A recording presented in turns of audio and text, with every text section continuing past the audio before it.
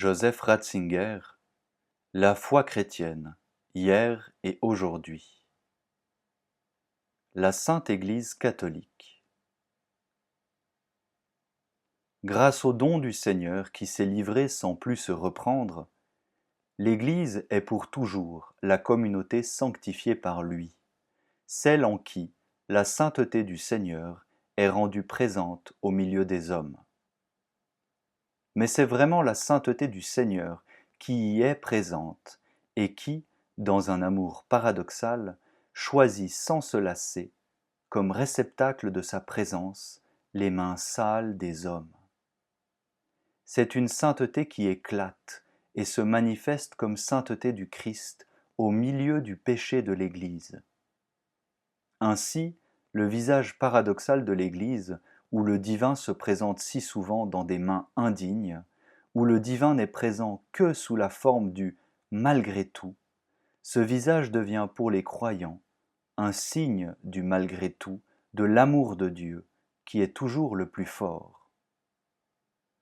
L'extraordinaire interférence de fidélité de la part de Dieu et d'infidélité de la part de l'homme qui caractérise la structure de l'Église est comme la forme dramatique de la grâce, par laquelle la réalité de la grâce devient continuellement présente et visible dans l'histoire, en tant que pardon accordé à des hommes en eux-mêmes indignes. En ce sens, l'on pourrait aller jusqu'à dire que c'est précisément dans sa structure paradoxale de sainteté et de péché que l'Église est la forme de la grâce dans ce monde. Faisons encore un pas de plus. La sainteté, dans le rêve que font les hommes d'un monde intègre, est conçue comme une immunité par rapport au péché et au mal, sans mélange aucun.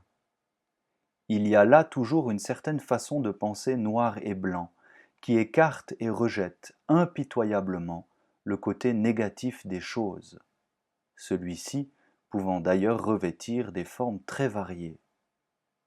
Dans la critique actuelle de la société, et dans les actions où cette critique trouve un exutoire, ce caractère inflexible, propre aux idéaux humains, n'apparaît que trop clairement.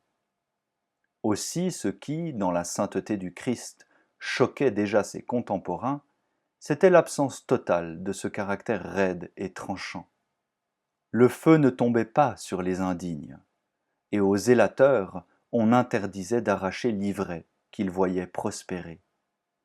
Au contraire, cette sainteté s'extériorisait précisément sous la forme d'une fréquentation des pécheurs, que Jésus attirait auprès de lui, solidaire avec eux, au point de devenir lui-même péché et de porter la malédiction de la loi dans sa mort. Il a vraiment partagé jusqu'au bout le sort de ceux qui étaient perdus. Il a assumé le péché, l'a fait sien, et révélé ainsi ce qu'est la véritable sainteté. Non pas séparation, mais union, non pas jugement, mais amour rédempteur. L'Église n'est-elle pas simplement le prolongement de cette insertion de Dieu dans la misère humaine? N'est-elle pas simplement la continuation de la communauté de table de Jésus avec les pécheurs, de cette solidarité qui lui fait partager la détresse du péché, au point de paraître s'anéantir en elle? Dans cette sainteté si peu sainte de l'Église, ne voit-on pas se manifester, en face de l'attente humaine de pureté, la véritable sainteté de Dieu qui est amour, un amour qui ne se tient pas à distance dans une pureté intouchable, mais qui se mêle à la boue du monde pour la surmonter.